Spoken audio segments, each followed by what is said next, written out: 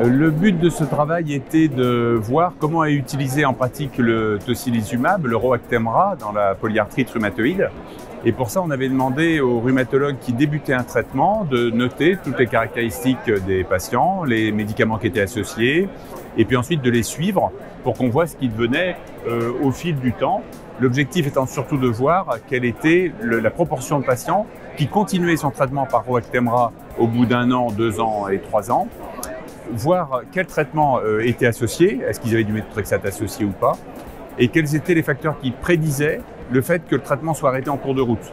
On peut se dire que si le traitement est arrêté par exemple au bout d'1 an, c'est peut-être parce qu'on n'a pas mis du méthotrexate associé, parce que les gens sont obèses, parce que les gens ont une maladie qui est plus sévère ou moins sévère, etc.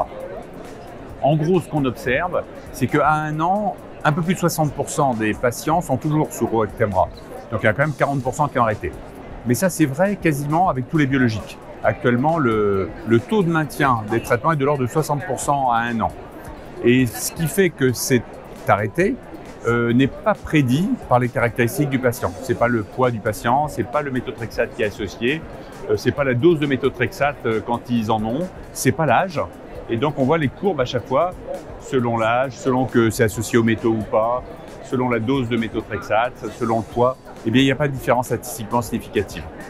Donc en gros, ce qu'on peut dire, c'est que le tocilizumab utilisé au cours de la polyarthrite rhumatoïde est continué au bout d'1 an par un peu plus de 60% des patients et qu'il n'y a pas de facteur vraiment prédictif du fait que le traitement va être arrêté ou poursuivi.